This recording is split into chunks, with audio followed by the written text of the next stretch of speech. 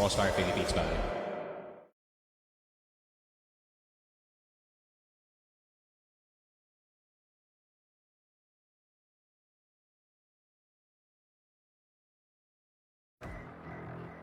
We started from domination at kanina sa kaguluhan. Ano naman kaya ang magiging tema para sa ating susunod na mapa ng Ankara? Mochi and Salvatore pa rin dito on the panel. Nako po, Salvi! Ano nangyayari? Ay, nako. Anong nangyayari? There are some things that are better yet unsaid, eh, no? Parang wag na nating sagutin kung ano ang nangyayari. Hayaan na lang natin maggulo tong dalawan to. Bahala na Kasi sila hindi dyan. pa tapos, hindi pa sila nagtutuos dito. At itong Ankara na to, may galit pa rin ng Execration. Ito yung mapang hindi nila maperfecto up against MATTJESS. With now another MATTJESS pick yet again in this series. Possible na makita ulit natin yung results ng Black Widow. There is a hidden feat dito sa kanilang performance sa Ankara, no, na metras lang na talaga natin makita. But if they're going to continue their pace of aggression from mid-round to mid-round, feeling ko makukuha ulit ng MJ ito. Yes, of course, no? Total, sinabi mo na rin yan. Let us hear it all from our casters by Polar and Sneaky Frog. Anong meron sa Ankara? Mochi and Salvatore, maraming salamat sa pag-throw sa amin sa caches dito. But yeah, nonetheless, it is gonna be set number 3. We're going to Ankara, Sneaky. Sinabi nga dito ni Salvatore kanina na we were in a break na dalawang rounds lang daw yung umabot tayo ng almost the timer running down to its fullest extent. Tapos dire-diretso lang yung ating mga players. Despite all of the mistakes, despite all of the aggressive plays and some questionable plays as well na ginagawa ng ating dalawang teams, who do you think will favor in this matchup sa map ng Ankara? Not gonna lie, I'm kind of leaning actually more towards itong matches. Especially yung BL side nila has been very, very impressive pagdating sa mapa na to. At the same time, is the capability ng paglabas ng double sniper para sa kanila. And ayun nga, having Rels and Zaka on the team really is a big benefit para sa kanila dito.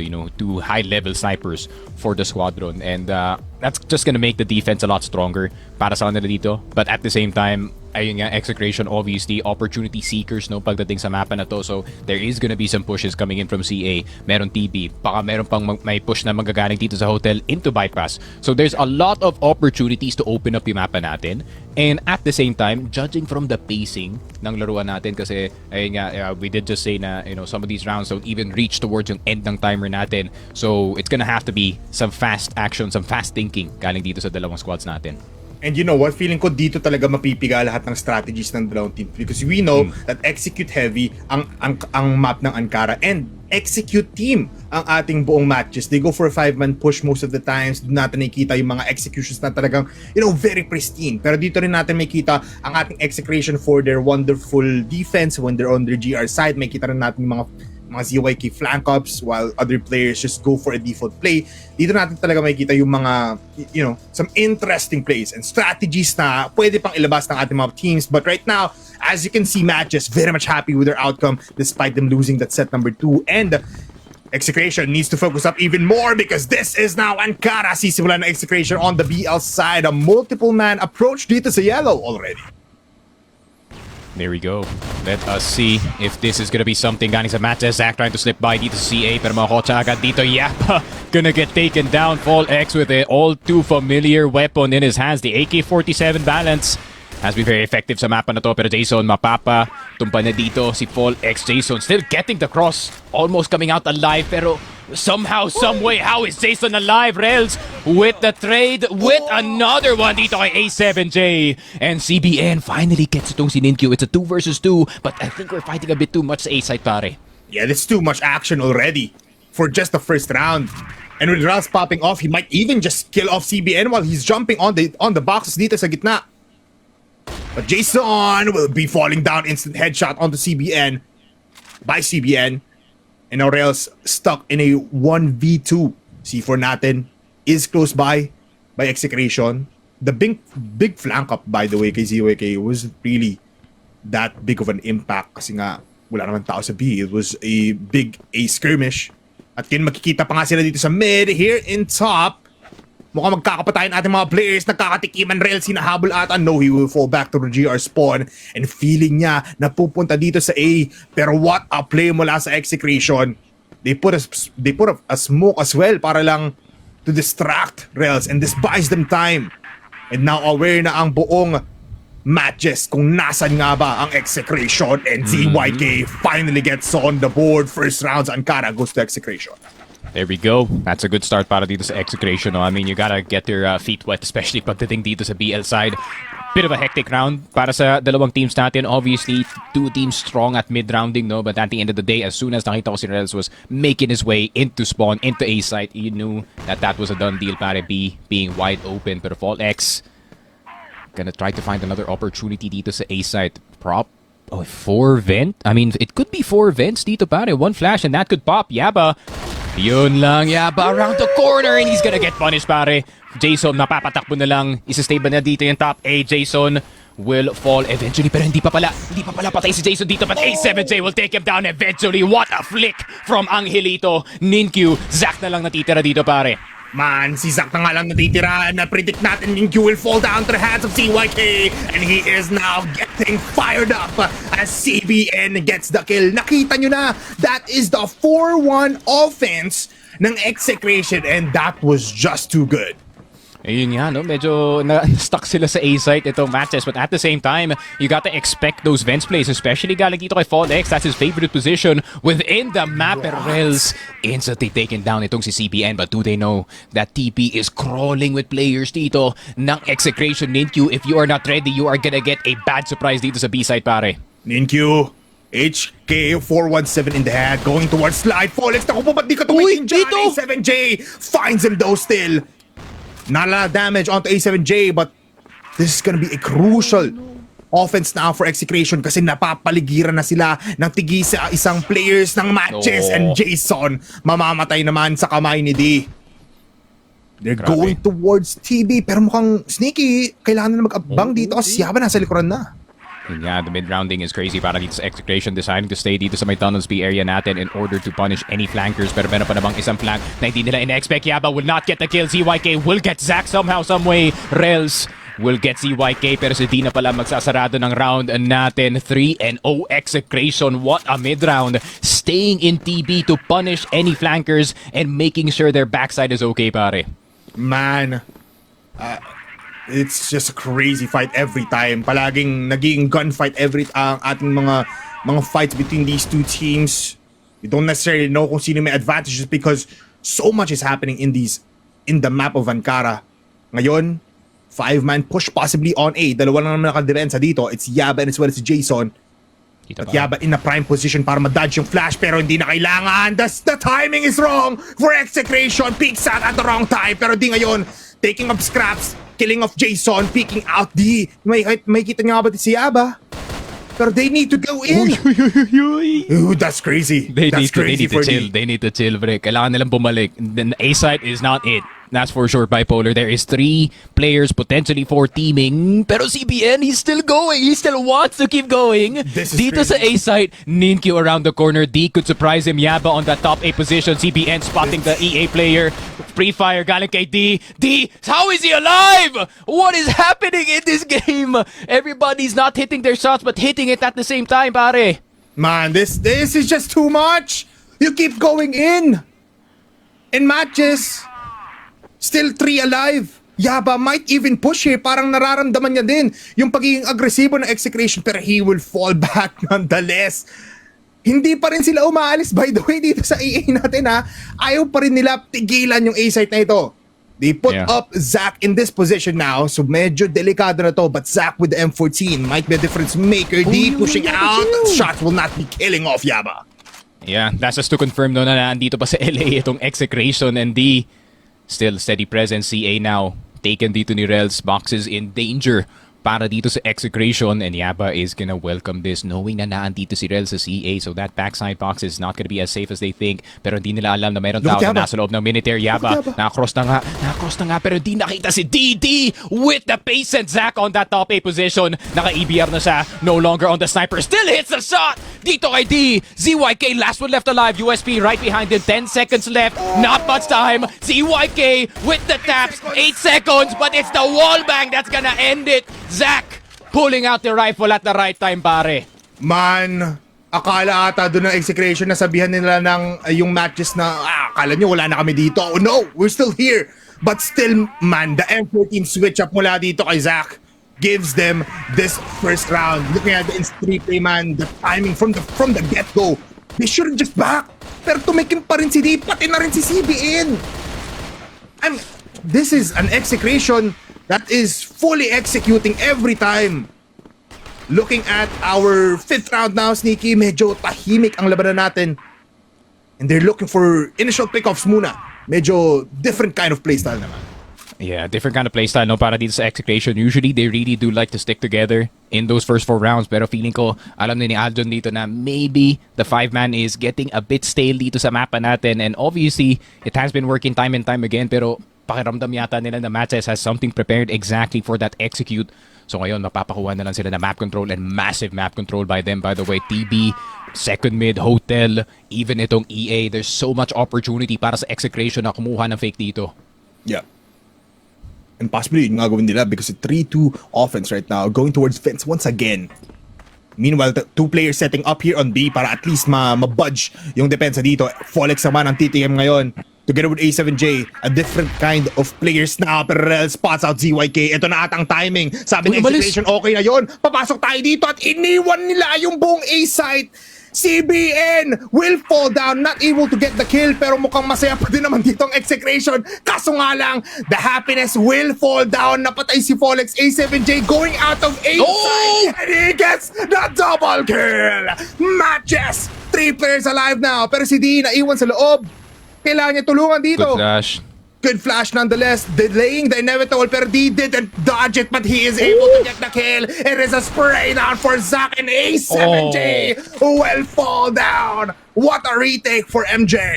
Ang ganda ng execute sana doon ng Execration. Obviously, yun nga, that is something that we have seen this before that has been performed by EVOS. Pero unfortunately, pare, with CBN and ZYK dying on the other side of the map, okay lang na si Aldon mamatay doon. Pero si CBN, he is the break point of that strategy. That the flank is gonna make the 4v5 fair para sa kanila dito. But unfortunately, that didn't happen. Execration with their hand forced just to take itong A site. MATTJESS obviously with numbers advantage. Ayun nga, they just used it. Yeah. These massive sacrifices man mula kay Execration is good on paper, but them closing out the rounds is far from possible. Now, nakakatikim na sila sa mid, going towards TB once again. ZYK, unang titikim. May kita nyo ata si Zack, the counterpart sniper. Crouch peek. The sniper on the other side, and ZYK knows where to look. Didn't even budge. Alam niya agad kung nasan dito si Zack. Sakto pa yung pre-aim na doon. Actually, he was actually considering that Zack might be in a bit of an off angle, no? Yeah, that's true. Considering he does have that fast reaction time. Pero 4 versus 5, great start to the round para dito sa Execration. And look at this defense, it is a 3-1. B looking a bit vulnerable, pero Execration, I feel like they've studied a bit of VODs and they do know na pag namatay isang player dito, they usually just place Ninkyu and hope for the best, pare. Yeah. Ninkyu can provide the performance alone. Pero can he do it against 4 players, possibly even 5? They go in. A7J, the spot out nga dito si Ninkyu, an instant headshot while he was jumping, and ZYK gets the kill onto Yaba, instantly taken out of this game. It's 2 players left. One with a TRG, one with M14. Still has some flashes. 36 seconds, grenade will connect. Jason wounded. CBN pushing, nag-a-atin ka na naman, pero kaya mo nga pa pumatay. Umikot 16-1! What was that? And they clean up house. It is a circus, Sneaky. Oh Grabe. The 800 DPI spin, pare, napakalata. Kasi it took him 2 swipes. Yeah. It took him 2 swipes, pare. Halfway Through. You know, damn well it took his whole arm just to turn that around, pare. Pero yun nga, Execration has the handle of things pagdating dito sa BL side. They still have to be careful about MATTJESS though. Early aggression could still be there, pero tignan mo naman yung MATTJESS. They're now starting to play a lot more standard dito sa mapa natin with kind of a 2-2-1 na setup with them just relying on Jason on a singular EBR dito sa A site.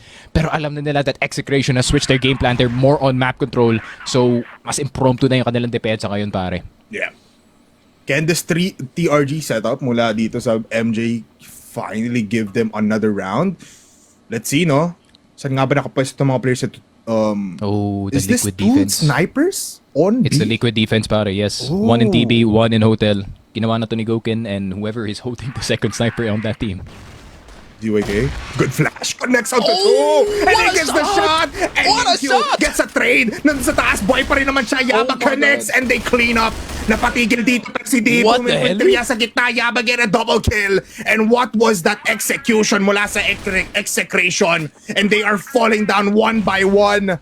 The man to get the first kill is the man to be the last one out in a 1v3. He plants the bomb in front of the faces of MATTJESS. 40 seconds. 2 M14s and ZYK peeks out. Uy. Still alive. 1 HP. Bumubuhay pa din pero mamamatay siya ng mabilisan. 30 seconds is enough and MJ closes by a point advantage for Execration. Yeah, I really love this adjustment galing dito sa MATTJESS, especially, no? Their defense is now more reactive, mas bagay para i-counter itong Execration offense na nakikita natin since Execration is now looking for active map control dito pare. They're still sitting as far back as possible pero sobrang nare-reduce ng numbers itong Execration and at the same time, something hitches dito sa kanilang execute thanks to one of the players dito ng MJ. So it's been good defense so far, but a good defense is a good offense as well. Rels nakuha na nga si A7J saying hi to his former captain pare. Hello indeed. A7J peeking out D. Medyo binabaril na lang kung nasan mismo sa kakampi niya, which is very, very sad to see. 2 minutes left. MJ holding down this pretty well, man. Despite just 4 versus having- 5. Oh, 4 versus 5. Despite having a... Yo, he's back. We got him back. Diyos ko po, nababalaw na ako. Nababalaw na ako sa labanan na to. Ay, ay, Polar. This is quite the series. No? This is too much. It's really stressing us out for sure, pare. Stressing us out, but at the same time, the entertainment value ng series na to is at its absolute peak, and I could not be more happier for a battle for third, pare. Yeah. The undercard to the main event. It's been a while now, Sneaky, that we've had this kind of battle for third. And now they push in, they spot out Rails instant headshot mula kay Folex, pero instant trade as well mula dito kay Yaba. Buhay pa rin naman siya dito sa kanan. CBN jumping on the box is able to find one. And now it's a 2v3. And Ninkyu instantly taken away. Burrado dito sa Ankara. Can Zach, the man, the star player of set number 1, set number 2, pick out these players. Zach, nakikita ata dito ang silhouette ni CBN. Kung saan hindi mo dapat tamaan. Pero the smoke, sobrang kapal. It's not dispersing. And they re-smoke it. They re-smoke the area. Some shots in and Zach now desperate for some kind of action. Di nag-push out. Naku po. CBN though, able to spot him out. 5-3. We're going to a dead round. But right now, Execration in a comfortable 2-round advantage. Alam mo, sobrang dial din ng mga players natin, no? As we had barely any dead rounds dito sa, first and second set natin. So, ayun nga, unfortunate disconnect lang from one of the MJ players. We're gonna get him back in action, no problem. Pero yun nga, no, what a series so far, man. Grabe, first 2 maps, pure entertainment value between yung dalawang teams natin. There is not a dull moment dito sa Ankara, Black Widow, or Eagle Eye. Just like how we said, man, yung usual executes are actually pretty fast. Usually happens at around a minute. No? Hindi na uubusan ng oras itong Execration. But once something goes wrong dito sa kanilang execute, ang bilis ng reaction ng MATTJESS. No? They immediately back up their defense. They know na they have to be connected to beat this full-on force Execration offense. No? So it's a really good teamwork coming in from them, pare. Yeah, I mean, I like that approach mula sa MATTJESS kasi even though if it's just a decoy or a bait out play, pwede ka pa nun mag-retake with most of your players, pero CBN will find 3 players. Good shot! 1-2-2! And that is a good trade at ZYK gusto pa ata kumuha ng isa. Siya pa nga ang magpipick out pero siya pa ang namatay, binastos at nag-asim na naman dito si Aljan. Yun nga, Aldon. I heard the call. I'm gonna get this trade. I swear. Pero yun lang. There's the trade on the other side of the map, pare. Zach is gonna go down. He's been a bit quiet dito sa first half ng Ankara natin, pare. We need a bit of noise from the star player ng MATTJESS, but it is gonna be the C4 down eventually. Execration now on the top 8 position. Nade is there. D will clean it up. 6-3. Execration with a big lead going into yung second half natin, pare. Man, I like what D is doing in this map. Nung nakita natin siya against EVOS, he was very much struggling for the entirety of those 3 sets. Pero ngayon, you can see he is in his prime form. We're going to our second half, Sneaky. Any thoughts, Matt? Just now we'll be starting on the BL side. Sinabi mo nga kanina na BL side on MATTJESS is crazy, is scary. Kaya nga ba tapatan niya ng depensa ng Execration?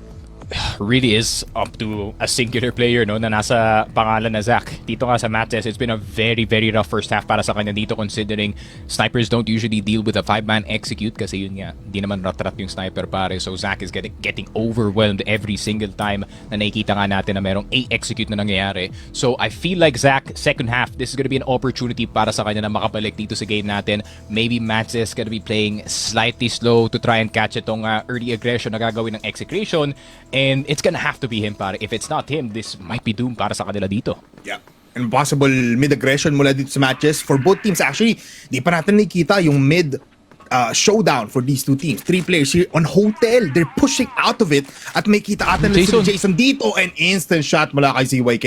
That is a first kill that you wanna see. Medyo nagulat tuloy dito ang NJ for how aggressive Execration is in this GR side. May trade-off mula kay Yaba. But they're moving quite clearly. ZYK in mid, spots out 2 good shots for him, not missed. Pero Zach will instantly kill him off, stopping the killing spree. Uy, yung C4. Naku po yung C4. Oh no, A7J, you have it in your possession, pare. A7J with the flank. Does get a bit of damage dito sa CA player, Rels. Down to low HP. Ninkyu turning around just in time to tap out itong si A7J. Ninkyu, Rels, very low on HP. CBN will get the headshot dito kay Ninkyu. Rels, low on HP, pero si D, let's see what the Lil Bro can do para dito sa Execration. Nate's gonna bounce back in the face dito ni Rels, almost killing him, pero si Zach actually gonna miss the shot dito kay D. D closing the distance, the USP could do a lot of damage. The HK in his hand, Zach spotted, headshot! Rels, 1 HP. This could be the first round para sa Execration on the second half, pero yun lang. Magkapatid, nagka-clutch dito. D with the first half or second half first point para sa kanila dito, pare. Man, binata na si D. The balls of steel is coming out. Pinush niya talaga yun. Like, what? With the pistol pa in the first time. And now Folex pushing you in mid. Going out, getting si a fall. Pero si Ninkyu nandun, he's still alive! Ayun si dito! 7J finds him and Jason with a trade. Finally, MATTJESS gets one. At tingnan mo, pinapush nila from yellow. It's CYK with the TRG of Volgans. It is gonna be providing this line of sight. A hold on mula sa Execration, putting it in the faces of MATTJESS. Grabe, the bad tendencies of MJ to lead the C4 all the way and spawn as well. No, Execration now. Pure flanks coming in from them, pare. No control on A site whatsoever. And that smoke could definitely help the equation para sa kanila dito to try and solve this B-side defense. Pero Rels, gonna have to be something. Gonna have to be an opening from him. Pero MATTJESS taking their sweet time. Madami pa namang oras. A minute 30 still on the clock. You know, fast fights at the start of the round. But that doesn't mean time is low dito, pare. Yeah, but I don't like this mula sa Execration, man. Scattered all around sila. There's no potential of a trade. Yes, dito siguro sa second mid, but nasa ilalim ata dito eh. If I'm correct, hindi nasa tunnels B siya.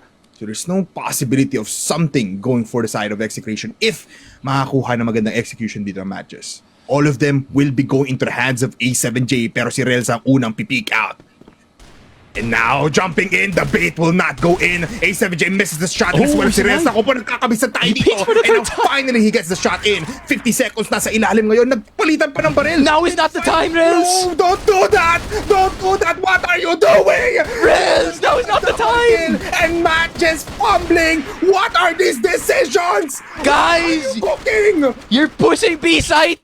Man! You're pushing B-side! Why are you switching weapons, pare? Oh my God! Harap-harapan! Harap-harapan yun! Grabe! Grabe naman yun. I guess he really wanted the rifle, pare. IG. Pero yun nga, MATTJESS, well, after a bit of a confusing round, pati ako napasauter doon. Pero yun nga, Rels will get it to si CYK. Jason gets si CBN. What in tarnation is happening in this battle for third, pare? Man, everybody is high. Everybody's high in adrenaline and they are playing like ultimately wild dogs even for MATTJESS. 40 seconds in, reset ng timer ngayon. Folex pushing out at mamamatay siya instantly. Nilabanan si Ninkyu, the man that you shouldn't be fighting in a 1v1. At palagi na lang si A7J ang natitira. Tignan mo, kinakausap pa ni D. Pre, okay ka lang. Okay ka lang, pre. Okay ka lang. Okay lang, pre. Kaya mo yan, pre. Okay. Kaya mo yan, pre. Hindi, ano, pag si Angelito, ano, okay ka lang, Ster? Okay. That's the homie. Pero, see if the homie can clutch. I don't know, 10 seconds on this, meron kang Wi-Fi diffuser, pare. Hindi na mangyayari yan. Yeah, possibly, no? I mean, it's 6 seconds left. Tumatalon pa, Yaba. Not going for the trade there. Pero exit frags lang naman to. Sasabog pa nga yung bomba. Killing off Jason. But man, getting in the round once again. Stopping the match point for Execration. Yun lang, binigyan lang ng isa dito sa Femur, pare. Itong kanyang tropa. Pero Execration, though, is now starting to lose a bit of gas dito sa ating second half. And at the same time, they can also switch up yung kanilang depensa dito, Fall X. Looking for another opener, Rels. Nandito na sa may market side natin. Fall X now wanting to open up etong ZR side para nga dito sa RS ng kanilang kalaban. But the hesitation is still there. He really doesn't want to push, fully knowing na meron pang sniper na nakatutok sa kanya dito. Yep. 2-3 defense muna sa Execration. First time na they use utilities just to block off everybody's pathway here towards bypass. Or here, papunta dito sa hotel. Execration puts ZYK here in A side for the very first time, not in a long while, no? Kasi palagi nakikita natin dyan, it's usually A7J, sometimes even CBN, just the riflers to hold down A. Looking at TV though, ZYK first contact. Oh, siya pa mamamatay. Rels instantly getting that kill onto him. Kaso nga lang Folex with the HK417 might peek out at the right time. Habang nagsiset up pa ditong MJ, Jason though knows where to look, man. This is so scary for both sides. Nagiging makulit at si Jason ang unang pipik. No! Siya ang magpo-fall back at Folex! Oh no! Pa din! Not the Vanguard wide peak, pare. Oh no, yun lang. A7J will fall as well. And ayun na nga, D is gonna try to defend this B site. Pero titignan natin, MATTJESS on a bit of a roll dito sa second half. Jason will get D, and MATTJESS, you can feel the energy shifting towards them. CBN will get itong si Renz, pero bakit nakalabas ang flash mo, pare? It is a 5-8 affair dito sa Ankara, pare. 5-8. Execration just needs 2 more points. MJ needs 3 to go for a tie for 8-8. Mid aggression once again going towards CA dito sa CBN. A staple of the Execration's defense, and it starts off with ZYK getting the kill. We've seen this happen before. The prophecy is in NQ falling down, and yes, he can. CBN pops off! That's 3 kills! And that's a 4K! A dominating kill mula dito kay CBN. Yun lang, the headshot machine, the Terminator is back dito sa Execration. 9-5 and almost making it 2 maps para dito sa Exe. Pero MATTJESS, may laban pa ba? Is there any fight left within this Cebuana squad? And ZYK falling victim time and time again. That's his 3rd peak dito sa EA that didn't really work out. Pero dahil nga dyan, there's a bit of information going in the way dito ng Exe, so they're gonna start shifting yung kanilang depensa dito. Yeah. Equal footing muna tayo dito. 2 for 2. 2 on A, 2 on B. Meanwhile, mid is free for the taking. Jason baiting out Ninkyu right now with a TRG. Paunahin muna yung instant kill potential. They're going towards tower. Papasok ata ng GR spawn. Akyat. Jason as well. Susundan. No, he will be falling down. He will be going down. So up down position. D spotted out through the smoke. At may ipit ata dito ang dalawang players coming from match. Pero they go in. What and a look nade. at that kill. Good grenade. Mula dito kay D. Ay, papunta dito kay D. And Zach, they don't know. Pero mapapatay niya pa din. CBN gets taken away. A7J mag-isa na naman versus 4 players. And man, what can you do? Nothing. That is the answer to that question. And Rails puts up the 6-9. That is nice. Grabe. And it's very nice position to be in kung kaya yung MATTJESS, pare. The comeback, all the momentum is on your side. You're getting all the map control that you want. Execration scrambling para makakuha ng opening play dito sa mapa natin, but they are not getting it. And look at this, default lang sa start ng round. They know Execration's a bit desperate para matapos yung game na to. So they're gonna try and see if they can punish yung early aggression nila dito. Especially Fall X in that hotel position, pare. Man, I think the session is in for both of these teams. Despite Execration now, with a match point, they still able to provide us the performance. Yaba being taken out. Pero meanwhile, mid and TB, kinukuha ngayon nila Ninkyu. Sobrang forward actually na Execration dito. So baka di na-expect si Folex is in right position. Ninkyu though, I think he knows, pero mamamatay pa din siya. Welcome back, Folex. 3 3 headshots? No, that's 2 headshots for 2 kills after these dead rounds. Pero yung 3 players na natitira for matches, they're going towards it. Yeah, CBN steady dito sa ating stair room. Good angle. Headshot immediately dito kay Jason. Rails around the corner. Gonna get peeked through. CBN will get to D. Will end it himself. Execration taking Ankara. Makes it a 2-1 series. 2-1 series and Execration now in close or inches closer towards getting in that 3rd spot. Natatawa talaga ako pag nakikita ko yung picture ni Aljan kasi naka 2x3 siya man. Sobrang That 2-3 seryoso buff, na. pare. Yeah, iba talaga. But Sneaky, I mean, wala, uga-buga talaga ginagawa dito ng dalawang teams natin. And you love to see it. It's a matchup, magandang starting off before our finals. But matches, man, they can't seem to see the light of day. And Zach, medyo napagod na ata after these sets. It's not every time na makikita mo na si Zach will perform in these games kasi he's human. At the end of the day, not every time that the star player does perform. I think yung mga players from EVOS and Stallions do know this as well. So, ayun nga, it is up to the onus ng mga ibang players to actually step up para sa kanilang teammate dito.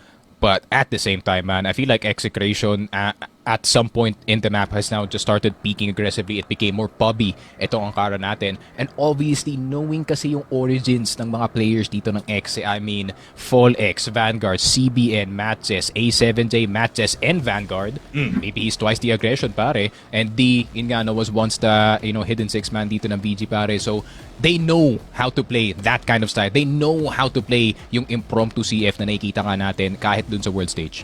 Yeah, I mean, naisip ko tuloy, what if one of these teams nakapasok sa finals natin will be seeing a crazy fight in the international stage. That's ganito pa yung labanan. It might be interesting, baka magulat talaga ang buong mga viewers natin. But right now, I think we're also being broadcasted towards the entirety of the world. So you're seeing the epitome of a great pub style mula dito sa Filipino Crossfire. But everybody, that is our 3rd set of the day. Ankara, mukhang pupunta tayo in set number 4 kung saan komportable ditong Execration at matches is very much in the mix of a possible 3-1. Pero alam na natin na matches knows how to come back from the dire defeats of a set number 3. Magbabalik po ang ating Cassius deck kasi pupunta na po tayo to our panel. It's Mochi and Salvatore. Kamusta naman kayo dyan?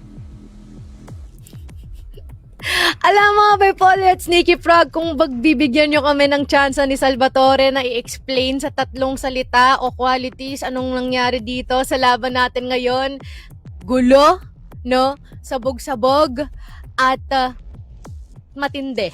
Siguro na lang yung masasabi natin dito. Kasi parang may pagka-breakdown, uga-buga, lahat all in, at kung bahala na mindset yung ating mga players, but for some reason, pumabor pa rin ito para sa Execration. Glorified pub game. Yun na ata yung pinakamalupit na pwede nating sabihin dito, no? Kasi ang MATTJESS at ang Execration, hindi ito yung teams na nakita natin na naglaro ng group stage na alam mo sa sarili nila, seryoso pa sila sa palagay na yun, no?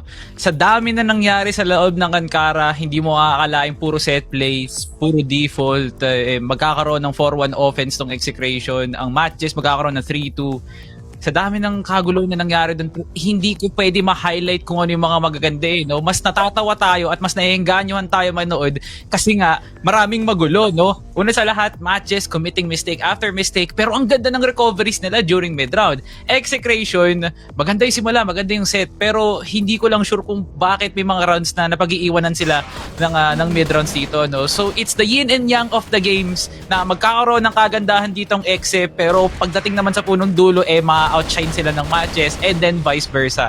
It's that kind of contrast na nagbibigay ilaw talaga sa Battle for Third na to no? And I like that kind of ambience na nilalabas ng series na to. And it definitely showed na rin siguro kung ano ang may offer dito ng isang Zac, no? Na sa oras na nag-falter ang isang Zac, anong nangyayari sa team? Anong pwedeng gawin ng buong team para dito sa MATTJESS, no? Because Execration, they definitely made the moves and capitalize on that fact that Zac can't perform always at 100. Pero for Execration, every single one of them has something na maaaring ikatumba ng mga membro natin here for matches, even just by here kay CB and kay Zero. Actually, every single one of them is in pretty much on point dito sa mapang ito. Maaaring may mga mistakes, mga mishaps, pero they still be able to stand on top. Obviously, no, Zach could be given the MVP honors ng matches dito, no, kahit talo nga sila, but I would still put it out on Turels, no? Kasi not only was he doing both sniping and rifling, no? Kasi nagbibigay din siya ng isa pang layer ng depensa na hindi nakakalampas ang Execration paminsan-minsan. And that is commendable for matches. You know that the mental is there, the composure is also there. I just feel like there should be more confidence for Ninkyu and Yaba to make waves tulad dito ni Rels, because they're missing some opportunities where Execration is overstepping every angle known to man, from hotels, from HMs, even at CAs. Absolutely. Palagi na lang nandoon ng Execration, and matches just couldn't able to read it off perfectly. And because of that, Execration, with their continuous strides, walang pumipigil nga sa kanila. It's a free entry during that second half. It's that simple mind here from Execration, why they have these enormous numbers sa kanilang KD. Maybe, na nga, no, CBN ang talagang tumao dito at nang malamama para sa side ng Execration, no. Definitely making the most out of all of the kills, and maybe pati na rin yung mga space na free niya dito, no. Parang with the fast pacing na meron talaga Tio dito, or talagang it leads the side of MATTJESS to inflict a lot of mistakes, more than what Execration is doing. To the point na they're taking a lot of careless points, they're taking a lot of unnecessary battles, and man, CBN made the most out of those. Inspired kasi, no? Alam niyang pinaporma niya si Candy sa laron to kasi nanonood, no? So, kailangan 100% yung forma ni CBN.